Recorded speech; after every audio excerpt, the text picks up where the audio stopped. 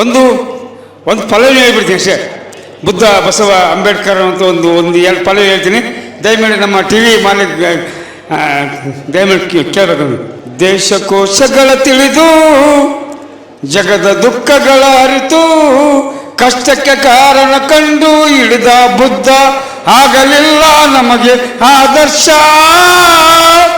ಅದಕ್ಕೆ ಇನ್ನು ತಪ್ಪೇ ಇಲ್ಲ ಸಂಘರ್ಷ. ಗೌತಮ ಬುದ್ಧ ಆಗಲಿಲ್ಲ ನಮಗೆ ಆದರ್ಶ. ಅದಕ್ಕೆ ಇನ್ನು ತಪ್ಪೇ ಇಲ್ಲ ಸಂಘರ್ಷ. ರಣರಂಗದಿ ರಕ್ತವ ನೋಡಿ ಮನದಲ್ಲಿ ಯೋಚನೆ ಮಾಡಿ, ರಣರಂಗದಿ ರಕ್ತವ ನೋಡಿ ಮನದಲ್ಲಿ ಯೋಚನೆ ಮಾಡಿ, ಸಾಯುವವರೆಗೂ ಖಡ್ಗವ ತೊರೆದ ಅಶೋಕ ಆಗಲಿಲ್ಲ ನಮಗೆ ಆದರ್ಶ. ಅದಕ್ಕೆ ಇನ್ನು ತಪ್ಪೇ ಇಲ್ಲ ಸಂಘರ್ಷ. ಸಾಮ್ರಾಟ್ ಅಶೋಕ ಆಗಲಿಲ್ಲ ನಮಗೆ ಆದರ್ಶ. ಅದಕ್ಕೆ ಇನ್ನು ತಪ್ಪೇ ಇಲ್ಲ ಸಂಘರ್ಷ. ದೇವರ ದಿಂಡಿರು ಸುಳ್ಳು ಶಾಸ್ತ್ರ ಪುರಾಣ ಪಳ್ಳು, ದೇವರ ದಿಂಡಿರು ಸುಳ್ಳು ಶಾಸ್ತ್ರ ಪುರಾಣ ಪಳ್ಳು.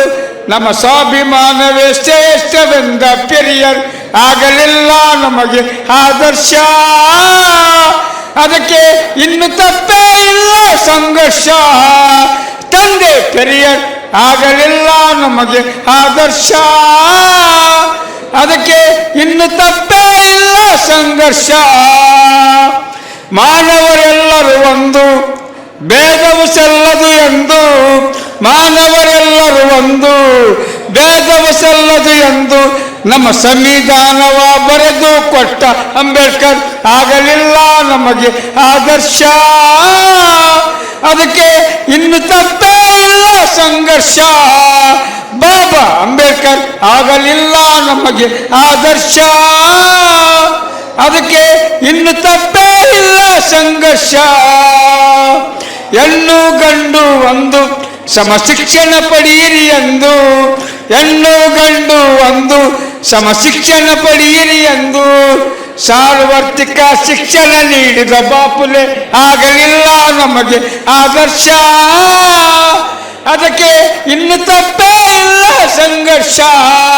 ಜ್ಯೋತಿ ಬಾಪುಲೆ ಆಗಲಿಲ್ಲ ನಮಗೆ ಆದರ್ಶ.